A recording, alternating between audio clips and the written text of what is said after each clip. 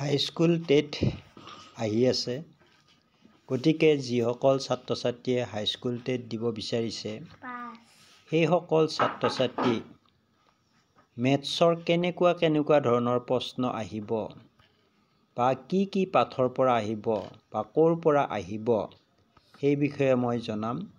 তাৰ আগতে আমি এই সিলেবাস বা প্ৰশ্ন কেনেকুৱা ধৰণৰ আহিব সেয়া জনোৱাৰ আগতে মই এটা তাছৰ পাতৰ যাদু দেখুৱাই ল'ম। তাৰপিছত সিলেবাসখনৰ বিষয়ে আলোচনা কৰিম। লগতে সিলেবাছত থকা প্ৰশ্নবিলাক অৰ্থাৎ যিবিলাক পাঠৰ প্ৰশ্ন আহিব সেই প্ৰশ্নবিলাক কেনেকুৱা ধৰণৰ আহিব সেই বিষয়ে মই আলোচনা কৰিম। মই এতিয়া তাছৰ পাতৰ এটা যাদু দেখুৱাম। এই তাছৰ পাতৰ যাদুটো এনেকুৱা, ধৰা মই তাছৰ পাতটো ওজন কৰি পাত কিমান আছে মই কৈ দিম।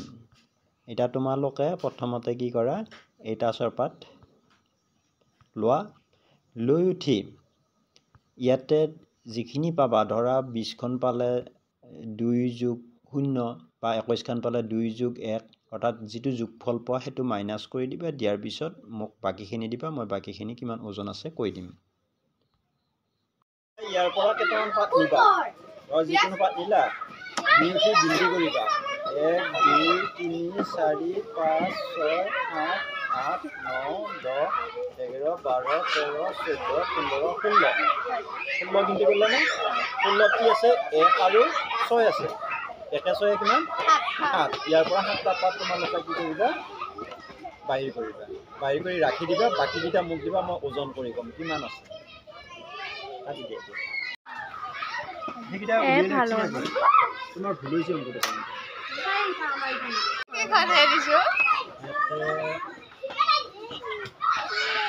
18খন আছে।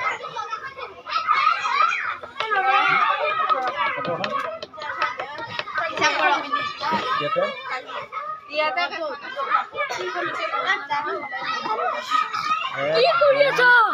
5 6 7 8 9 10 11 12 13 14 15 16 17 18। মেথছৰ ক্লাছ 10 লেভেলৰ প্ৰশ্ন আহিব। ইয়াত 15 মাৰ্কৰ প্ৰশ্ন আহিব। গতিকে মই সিলেবাসখন কেনেকুৱা ধৰণৰ আহিব মই দেখুৱাই দিছোঁ। প্ৰথম আহিব এলজেব্ৰা। এলজেব্ৰাৰ ভিতৰত থাকিব set theory, quadratic equation, ratio' proportional and variation,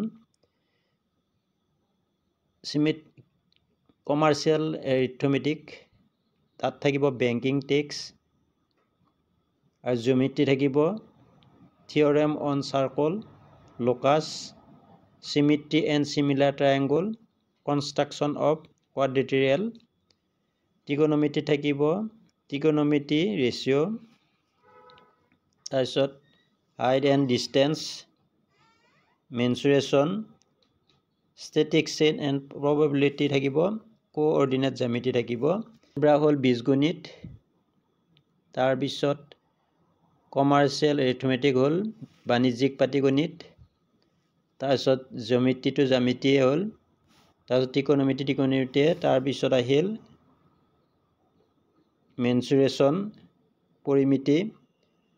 তাৰপিছত ষ্টেটিক্স এণ্ড প্ৰবেবিলিটি পৰিসংখ্যা আৰু সম্ভাৱিতা। তাৰপিছত কোঅৰ্ডিনেট জ্যামিতি স্থানাংক জ্যামিতি। গতিকে এইখিনি পাঠত আহিব। এতিয়া এই পাঠখিনি যিহেতু যথেষ্ট দীঘল, এই কোৰ্চটো যিহেতু যথেষ্ট দীঘল, ইমান দীঘল কোৰ্চ এটাৰ পৰা প্ৰশ্ন অৰ্থাৎ আহিব মাত্ৰ 15 মাৰ্কৰ। গতিকে তোমালোকে এই পাঠকেইটা পঢ়িব লাগিলে বহুদিন সময় লাগিব। সেয়ে মই ইয়াৰ কেনেকুৱা ধৰণৰ প্ৰশ্ন আহিব মই সেই বিষয়ে জনাম। যদি জনাব লাগে তেতিয়াহ'লে মোৰ চেনেলটো ছাবস্ক্ৰাইব কৰি লোৱা বুলি আশা থাকিল। যদি ছাবস্ক্ৰাইব কৰি লোৱা তেতিয়াহ'লে বা কমেণ্টত যদি সঁহাৰি জনোৱা, তোমালোকক যদি এই প্ৰশ্নকেইটা মই কেনেকুৱা ধৰণৰ প্ৰশ্ন আহিব কৈ দিব লাগে কমেণ্টত জনাবা, আৰু মই সঁহাৰি পালে এই মই ইয়াৰ প্ৰশ্নকেইটাৰ উত্তৰ কেনেকুৱা আহিব দিবলৈ চেষ্টা কৰিম। প্ৰতিটো পাঠৰ কি ধৰণৰ প্ৰশ্ন আহিব মই গোটেইবিলাক দিবলৈ চেষ্টা কৰিম। যদি কাৰো সঁহাৰি নাপাওঁ তেতিয়াহ'লে মই ইমান কষ্ট এনেই নকৰোঁ। গতিকে কাৰোবাৰ সঁহাৰি পালে মই কষ্ট কৰি হ'লেও প্ৰশ্নৰ উত্তৰ দিবলৈ চেষ্টা কৰিম। যদি তোমালোকে মোৰ চেনেলটো ইউটিউবত বিচাৰিব বিচাৰা তেতিয়াহ'লে প্ৰাঞ্জল গুৰু বুলি লিখিবা, PRANJALGURU লিখিবা।